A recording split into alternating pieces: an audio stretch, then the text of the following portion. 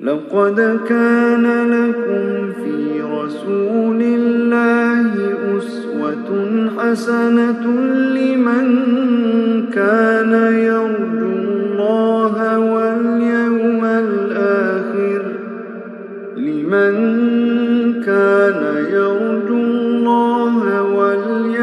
الآخر وذكر الله كثيرا. بسم الله الرحمن الرحيم. الحمد لله والصلاة والسلام على رسول الله وبعد. السلام عليكم ورحمة الله وبركاته. Урматтуу муамин мусулман бир туугандар, пайгамбарыбыз Мухаммад саллаллаху алейхи вассалам өмүр баяны тууралуу болуп жаткан сира сабагыбызды окууну андан ары улантабыз. Биз өткөн сабакта пайгамбарыбыз саллаллаху алейхи вассаламга ыйман келтирген сахабаларды ошол дининен кайтаруу максатта Мекке мушриктери ар кандай фитналарга барганын, аларга каршы ар кандай кутумдарды, фитналарды, жала жабууларды уюштурганын, мунун натыйжасында Курайш капырлары эч бир натыйжага жетпегенин айтып өткөнбүз. Курайш мушриктери пайгамбарыбыз Мухаммад саллаллаху алейхи вассаламга ыйман келтирген сахабаларды таухид даватынан тоса албагандан кийин, дининен кайтара албагандан кийин, эми алар ошол Курайш капырлары, Курайш уруусу өзүнүн ошол кол астындагы алсыз адамдарды, ар бир уруу өзүндөгү ошол пайгамбарыбыз саллаллаху алейхи вассаламга ыйман келтирген сахабаларды азаптаганга, аларды түрдүү кыйноолору менен кыйнаганга өтүштү. Та'зибул муслимин, мусулмандардын азапталуусу тууралуу, ошол кыйноого алынуусу тууралуу бүгүнкү сабагыбызда айта турган болсок, кээ бир мусулмандар мына ошолчалык даражада кыйноого жолугушту, дене чымырлай турган, жүрөк титирей турган даражада кыйноого кабылышты. Мына ошол сахабалардын бири Билал ибн Рабах радыйаллаху анху. Билал радыйаллаху анху пайгамбарыбыз саллаллаху алейхи вассаламдын азанчысы болгон, баарыбызга белгилүү болгондой эле. Бул киши Умайя ибн Халаф аль-Жумахи деген ушул капырдын мына ушул кишинин кулу болчу. Мына ушул кишиге кул болчу. Билал радыйаллаху анху ыйман келтирген кезде, таухид даватын кабыл алып ширктен баш тарткан кезде, Умайя ибн Халаф ушул сахабаны Билал радыйаллаху анхунун мойнунан жип байлап, ошол балдарга берип жетелетип койду. Балдар аны менен ойноп, көчөмө-көчө ойноп, мына ушундай кыйноого кабылган кезде, мына ушул сахаба ахад ахад, Аллах жалгыз деп, Аллахка ыйман келтирген ошол ыйманынан тайбады. Жана ошондой эле бир жолу бул кишини ошол күн аябай ысып турган вакытта, түшкө вакыт алып чыгып, кумга жаткырышып, анын үстүнөн чоң ташты коюшту. Ошол ыйманынан баш тарттыруу максатта. Баары бир бул нерсе дагы, мындай кыйноолор дагы бул кишинин ыйманына эч кандай тоскоол болбоду. Ошол үстүнө таш коюлуп, кызып турган, кумга жаткырган кезде, мына ушул сахаба Билал радыйаллаху анху ыйманынан кайтпай, ошол муну мажбурлап Мухаммадка капыр болосун, Лат менен Узага сыйынгын деп мажбурлаган кезде, бул киши ахад деп Аллахка болгон Аллахтын таухидине болгон ыйманын ошол бекем карманып, Аллах жалгыз деп туруп алды. Бул Билал радыйаллаху анхуга колдонулган ошол кыйноолордун, ошол кыйноого кабылганынын абалы. Кийинки ошол сахаба Амир ибн Фухайра, мына ушул киши дагы кыйноого кабылган. Бул киши ушунчалык кыйноого кабылгандыктан кыйнаган кезде өзүн жоготуп коет эле. Жана айта кетчү нерсе, Билал радыйаллаху анхуну ошондой кыйнап жаткан кезде, Абу Бакр радыйаллаху анху анын алдынан өтүп калып, Абу Бакр радыйаллаху анху мына ушул Билал радыйаллаху анхуну сатып алып, ошол азат кылган экен. Ошол Билал радыйаллаху анхуну кулдуктан азат кылынып ошол ачыктыкка, ошол эркиндикке чыгуусуна себеп болгон сахаба Абу Бакр радыйаллаху анху болот. Амир ибн Фухайраны дагы аябай каттуу азапташты. Азапташкандан ал өзүн жоготуп коет эле, эмне деп айтып жаткандыгын билбей калат эле. Жана Аллах жолунда мына ушул таухид себеп кыйноого кабылгандардын бирөөсү Абу Фукайха, анын ошол лакабы Афлах болчу. Мына ошол киши дагы каттуу азапталган. Бул киши дагы Абдуддар урусунун кулу болгон. Бул кишини дагы ошол каттуу ысыкта күндүн жарымында ошол алып чыгышып, колдоруна, ошол буттарына чынжыр байлашып, ошол байлашып, кийимдерин чечишип, анан жанагы ысык турган, кызыган ысыкка, ошол саратандагы ысыкка таштап коюшчу. Андан кийин бул киши кыймылдай албай турган даражада бул кишинин үстүнө чоң ташты коюп коюшчу. Мындайча айтканда бир ташты коюп коюшчу, кызып турган ошол чоң ташты коюп коюшчу. Анан бул кишини ушунчалык азапташат эле, ошол акылынан ошол жоготуп, акылын, мындайча айтканда акылынан өзүн жоготуп кое турган даражада азапташчу. Анан бул кишини түрдүү азаптар менен азапташа берди. Курайш капырлары ошол Хабашстанга хижрат кылганга чейин. Мына ушул кишини эки бутунан байлашып, ошол сүйрөп, азапташып, анан бул кишини ысыкка ташап мойнунан буушат эле. Мындайча айтканда, өлүп калды деген, бул киши өлүп калды деген мына ушундай ой келгенге чейин мына ушундай азапташат эле. Бир жолу мына ушул кишини ушунчалык каттуу, экинчи жолу бул киши экинчи жолу Хабашстанга хижрат кылганга чейин ошол азапташкан экен. Бул кишини ушундай түрдүү азаптар менен бутуна ошол жип байнап, сүйрөшүп, мойнунан буушуп, ысык күндүн ысыгында, жарымында алып чыгып, ошол көкүрөгүнө таш коюп, ушундай каттуу азапташып жаткан кезде бул кишинин алдынан дагы Абу Бакр радыйаллаху анху өтүп калып, бул кишини дагы сатып алып, ошол эркиндикке кое берген экен. Азат кылынуусуна, бул кишинин дагы, бул сахабанын дагы азат кылынуусуна Абу Бакр радыйаллаху анху себеп болгон экен. Андан кийинки ошол Курайш капырлары тарабынан эң каттуу азапталган сахабалардын бири Хаббаб ибн Арат. Бул киши ошол жахилият убагында туткун болуп түшүп калган. Муну Анмар ибн Сиба ал-Хузаи деген ошол киши сатып алып, бул киши өзү темирчи болгон. Анан качан исламды кабыл алган кезде мунун кожоюну от менен азаптаган. Мына ушул сахабаны от менен азаптаган.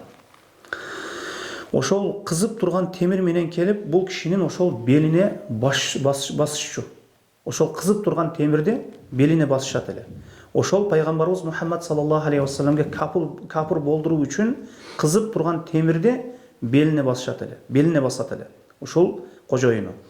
Анан бул кишини ошол темирди баскан кезде дагы ыйманы көбөйгөндөн көбөйөт эле. Ыйманынан кайтпайт эле. Жана ошондой эле мушриктер дагы бул кишини түрдүү азаптар менен азаптап, моюндарынан бууп, мына ушундай чачтарынан тартып, бул кишини бир нече жолу кызып турган чокко таштап коюшат экен. Кала берсе, бир жолу бул кишини ошол көкүрөгүнө өзү тура албай турган, кыймылдай албай турган даражада бир чоң ташты алып келип көкүрөгүнө коюп койгон экен. Ошол Курайш капырлары. Умар радыйаллаху анху кээде мына ушул сахабаны "Я Хаббаб, бир артыңды бир көрсөт" дейт экен да. Бир жолу ушунчалык муну чокко жаткырган кезде, артын чалкалатып чокко жаткырган кезде, ошол чоктогу ошол ысыктын ошол каттуулугунан ошол арткы денелери көчүгү күйүп, көчүргүндөгү ошол майлар эрип, чокту өчүрүп коет экен. Кээде Умар радыйаллаху анху мына ушул сахабага карап, бир артыңызды көрсөтсөңүз деп мурда ошол айтат экен да. Мына ушундай каттуу азап менен азапталган сахабалардын бири болуп саналат Хаббаб ибн Арат радыйаллаху анху. Бирок бул кишини дагы канча түрдүү ошол темирдин кызыган азаптары менен азапташса деле, бул киши дагы ыйманынан эч качан кайткан эмес. Андан кийинки ошол чору аялдардын, азапка дуушар болгон аялдардын бирөөсү Зуннира ошол Руми. ошол Зуннира деген бир чор аял болгон. Бул аял дагы исламды кабыл алган кезде каттуу азапка жолукту. Мындайча айтканда каттуу кыйноого жолукту. Кала берсе, муну азаптагандан бул аялдын көзү көр болуп калды. Мына ошондо Курайш капырлар айтышты: "Сени мына ошол Лат менен Уза биздин ошол кудайларыбыз, сыйынган кудайларыбыз көр кылып койду" деди. Ошондо Аллахка ант, алар себеп болгон жок. Бул нерсе бул Аллах Тааладан болду деди. Мындайча айтканда бир жолу көзү көр болуп калды. Көзү көр болуп калган кезде анан бул аялды ошол Курайш капырлар айтышты: "Сенин көзүңдү Лат менен Уза көр кылып койду" деди. Ошондо бул аял аларга жооп берип: "Аллахка ант, менин көзүмдүн көр болуусу бул Аллах Таала тарабынан. Эгер Аллах Таала кааласа, мен ошол сокур болуп калганда, көзү көрбөй калган. Мына ошондо Аллах Таала кааласа, менин көзүмдүн нуруну кайтарып берет" дегенде, эртеси күнү Аллах Таала ошол аялдын көзүнүн нуруну кайтарып берип, көзү көрүп кеткен экен. Мына ушул көзү көргөндөн кийин Курайш капырлары эч нерсе таппай, мунун көзү, ошол аялдын көзү көргөндөн кийин муну Мухаммад сыйкырлап койду деп айтышкан экен. Андан кийингиси исламды кабыл алган ошол кул чору аялдардын бирөөсү Умму Убайс. Бул ошол Либани Зухра урусуна таандык болгон. Анан муну Мауласы кожоюну Асват ибн Абду Ягус, мына ушул киши каттуу азаптаган. Бул киши ушунчалык каттуу азаптаган мына ушул чору аялды дагы, жана ошондой эле бул мына ушул Асват ибн Абду Ягус пайгамбарыбыз саллаллаху алейхи вассалам каттуу душмандык кылган, сахабаларга каттуу душмандык кылган, жана пайгамбарыбыз саллаллаху алейхи вассаламды мыскылдаган ушундай киши болгон. Андан кийинки Амр ибн Муаммал, мына ушул Амр ибн Муаммал, мына ушул аялдагы Амр ибн Муаммал, мына ушул Амр ибн Муаммалдын жариясы, кулу, мындайча айтканда чор аял, чорусу, мындайча айтканда Амр ибн Муаммалдын чорусу кабыл алганда Бани Ади урусуна таандык болгон. Мына ушул кишинин чорусу да кабыл кылганда исламды каттуу азаптады. Кала берсе, Умар ибн Хаттаб радияллаху анху бул вакытта исламды кабыл ала элек болчу. Умар ибн Хаттаб радияллаху анху дагы келип азаптайт эле. Мына ушул азапты токтотобуз сага, качан исламдан баш тартсаң, Мухаммадка капыр болсоң деп айтышат эле. Бирок бул аял дагы исламдан баш тартпады, ошол өзүнүн иманында бекем турду. Андан кийин пайгамбарыбыз саллаллаху алейхи вассаламга иман келтирген чорулардын бирөөсү Ан-Нахдия, жана кызы менен. Мына ушул аял дагы кызы менен иман келтирген кезде Абдиддардан болгон бир кадыр барктуу аялга таандык болгон, мына ушул аялдын чорусу болгон. Мына ушул аял дагы мына ушул Нахдия менен кызыны каттуу азаптаган экен. Мына ушул жогоруда айтылган чору аялдарды, ошол жогоруда айтып өтпөдүкпү, азыр жанагы исламга иманга кирген, исламга кирген чору аялдарды Абу Бакр радияллаху анху сатып алып, ошол боштондукка чыгарган экен. Мына ушул аялдарды, чору аялдарды, ошол Билал ва Амир, ошол чору аялдарды жана Билал ва Амир ибн Фухайра, Амир ибн Фухайра, Билал, Аба Фукайхаларды азат кылган сыяктуу эле, мына ушул чору аялдарды Абу Бакр радияллаху анху азат кылган экен. Боштондукка сатып алып, ошол эркин кылган экен, ошол мындайча айтканда эркиндикке чыгарган экен, кожоюндорунан сатып алып. Мына ушул чору аялдарды, мына ушул кулдарды Абу Бакр радияллаху анху ошол сатып алып азат кылган кезде атасы Абу Кухафа айткан экен: "О Абу Бакр, сен бир алсыз, эч бир жардамчысы жок, кадыр баркы жок бир кулдарды сатып алып азат кылып жатасың. Эгер сен азат кылсаң, мындай байлардан, кадыр баркы бар, эл ичинде таанылган адамдарды азат кылбайсыңбы?" деген деп айтканда, Абу Бакр радияллаху анху атасына жооп берип: "Валлахи, мен Аллахка ант, мен бул нерсени Аллахтын ыраазылыгын каалап жасап жатам" дегенде, Аллах Тааладан мына ушул Абу Бакр радияллаху анху мактап, капырларды, мына ушул кулдарды, мына ушул чоруларды азаптаган адамдарды айыптаган аят түшөт. "Фанзартукум наран талазза", мен силерди алоолонгон оттон эскерттим дейт. "Ла яслаха илля ал-ашқа", мына ушул отто бактысыз ошол пайгамбарыбыздын дааватына баш ийбеген, ага каршы чыккан адам азапталат дейт. Аллази каззаба ва тавалла, ошол дааваттан баш тартып жалганга чыгарган адам баш тартат дейт. Мен силерди алауланган оттон эскерттим. Ал отко ошол шору каткан адам гана кирет. Исламды жалган деп чындыктан жүз бурган адам кирет. Ва саяжан ва аллази ю'та малаху ятазакка, ошол аллази бул эми бул жанагы ошол отко, алууланган отко чындыктан жүз буруп кире турган, ошол алууланган чындыктан жүз буруп, ошол динден жүз бурган, ошол алууланган отко кире турган киши Умай ибн Халаф экен. Тафсир алымдары мына ушул кишини айтат. Ва саюжаннабу атқа, ошол тозоктон таква киши, мындайча айтканда, ырак болот. Таква кишиден максат Абу Бакр радыйаллаху анху. Аллази ю'ти малаху ятазакка, малыны берип, мына өзүн тазалап жатат дейт. Мал мүлкүн Аллах жолунда берип, өзүн сараңдыктан тазалаган киши бул алууланган тозок отунда күйбөйт дейт. Жана وما لأحد عنده من نعمة تجزى إلا ابتغاء وجه ربه الأعلى ولسوف يرضى. Ал ар бир кишиге мына وما لأحد عنده من نعمة تجزى إلا ابتغاء وجه ربه الأعلى ولسوف يرضى деген. Мына ушул аятта ар бир кишиге өзүнө ошол өткөрүп койгон жакшылыгы сыяктуу, жакшылыгын кайтаруу максатта жакшылык кылбайт. Мындайча айтканда, Абу Бакр радыйаллаху анхуга бирөө жакшылык кылгандыгы үчүн ал жакшылык кылбайт да. Ал Аллах разылыгыны каалап жакшылык кылат. Мындайча айтканда, ошол жакшылыгыны мындайча айтканда сүйлөп чыкпайт. Баланчы мага жакшылык кылды эле, ошол жакшылыгы себеп мен жакшылык кылып жатам деген, мына ушундай нерсе, мына ушундай максатта жакшылык кылбайт деп. Мына ушул аяттар Абу Бакр радыйаллаху анху, мына ушул Сиддык Абу Бакр радыйаллаху анху тууралуу түшкөн экен. Жана ошол капырлар тарабынан азапка учураган атактуу сахабалардын бири Аммар ибн Ясир жана анын апасы жана атасы.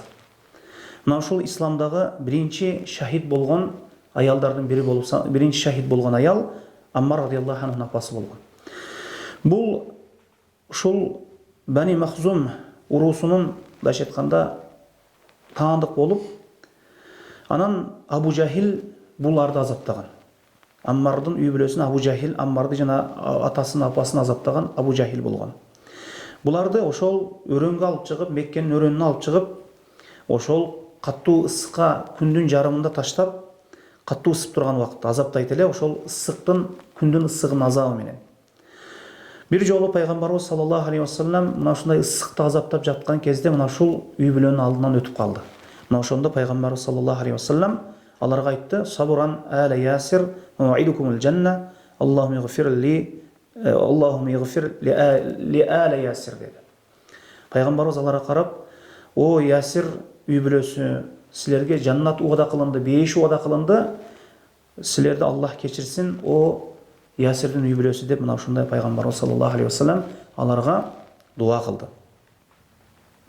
Эми Ясирдин атасы Аммар эле, Ясир ибн Аммар ибн Малик ал-Унси ал-Музахжи. Мына ушул киши болчу. Атасынын аты Аммар, апасынын аты мына Умма Аммар. Ясир атасы ошо Аммар, апасы эми Сумайя болгон. Апасы Сумайя болгон. Ошол Абу Хузайфа ал-Махсуминин кулу болгон, чорусу болгон. Чорусу болгон. Анан картаң аял болгон. Жашы бир топко барып калган аял болгон. Анан мына ушул аялды Абу Жахил диниңден кайтасын, Мухаммадке капыр болосун дегенде баш тартпаганда, ошол алды тарабынан найзаны сайып алган экен. Атасын дагы, ошол атасы дагы кыйноолордон кийин, мына ушундай кыйноо азаптын натыйжасында атасы дагы Аммар азаптан ошол шахид болгон. Андан кийин апасы дагы ошол шахид болгон. Биринчи ошол шахид болгон аял мына ошол Сумайя болот. Аммар Ясирдин апасы болот. Аммарды Аммар ибн Ясир азыр адашып кетипиз. Аммар ибн Ясир, атасы Ясир болгон. Аммар болгон, Аммар ибн Ясир. Атасы Ясир болгон. Атасы дагы мушриктердин азабынан аламдан өткөн. Эми Аммардын апасы болсо Абу Жахил аны ошол алды тарабынан найзан ошол тыгып алган, мындайча айтканда сайып алган. Мына ошонун натыйжасында исламды биринчи шахид болгон аял деп эсептелет. Аммарды болсо каттуу азапташып, ошол кала берсе аны кээде ошол темирден болгон соотту кийгизишип, ошол ысык болгон ошол күндүн ысыгын алып чыгып коюшчу, жана үстүнө таш коюшчу. Оор ташты коюп коюшчу. Мына ушундай кала берсе, ушундай каттуу азаптын натыйжасында бир жолу ошол Ясирде, Аммар ибн Ясирде Аммарды мажбурлашканда, ал ошол ширки сөздү айтып койгон. Мына ошонун натыйжасында Аллах Таала аят түшүргөн, ошол Аммардын иманы саламат экендиги тууралуу. Мен кафара билла мин ба'ди имани илля мен укриха калбуху мутмаиннун бил иман, валакин мен шараха бил куфр садран фа алейхим гадабун миналлах ва лахум азабун азим. Ким имандан кийин кафир болсо азап болот дейт Аллах Таала. Бирок мажбурланып калса, жүрөгү иманда тынч болсо, ага эмне анын иманына ошол кафирлык айткан сөзү таасир этпейт дейт. Ошол кафирлык сөзүн тилинде айтканы менен жүрөгү иманга толкуп турса, жүрөгү иман менен рахаттанып турса, ошол кафирлык тилинде айткан сөзү эч кандай анын иманына таасири жок дейт. Бирок ошол кафирлык сөзүн айткан убакытта жүрөгү мындайча айтканда тынч болуп, жүрөгүндөн рахат алып, мындайча айтканда көкүрөгү кеңейип, мына ушундай ыраазы болуп турган болсо, анда андай адамга Аллах Таала тарабынан азап болот жана Аллахтын ачуусу болот дейт.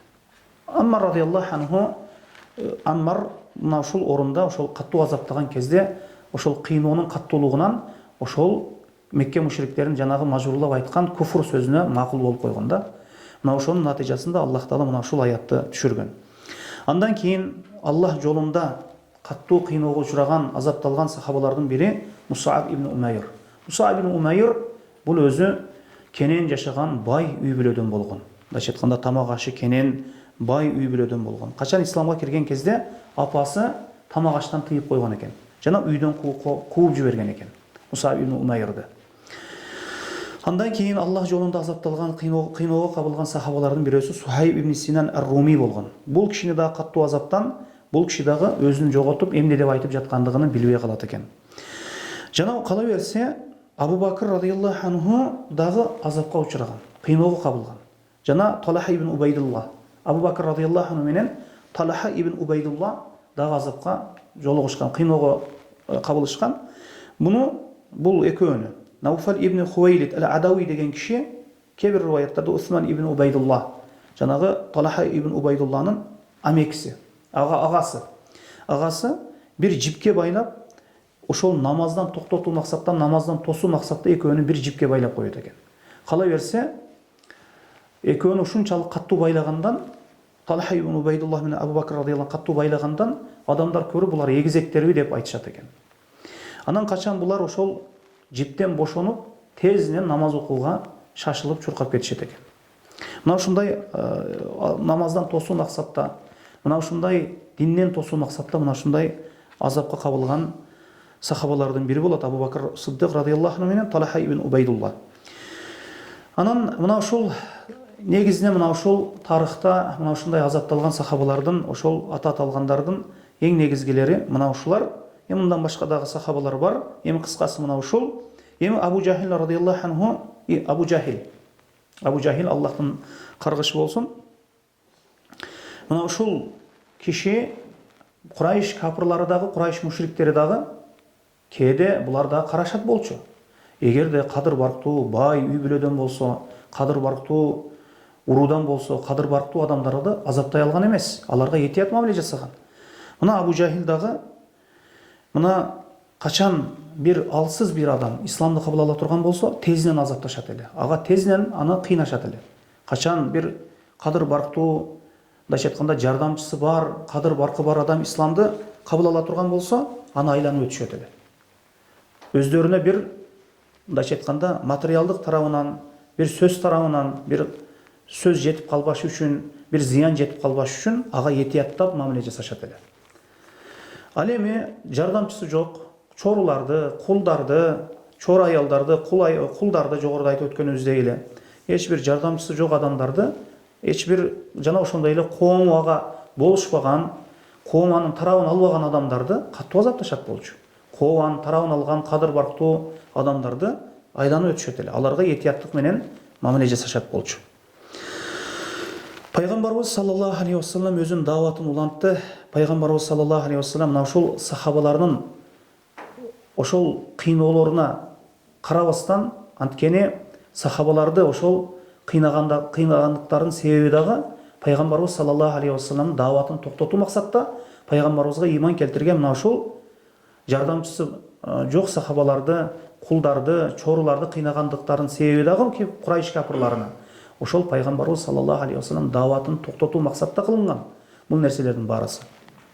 Бирок бул нерселер дагы Мекке мушриктеринин бул аракеттери дагы суу кечпегенден кийин эми булар Абу Бакыр булар эми Курайш капырлары пайгамбарыбыз Мухаммад саллаллаху алейхи вассаламды коргоп турган амекисине Абу Талибке адам жиберип аны менен сүйлөшө турган болушту. Эми пайгамбарыбыз саллаллаху алейхи вассаламдын орду өзүнчө бир орду бар эле. Өтө бир пайгамбарыбыз саллаллаху алейхи вассалам мына ушул орду бар эле.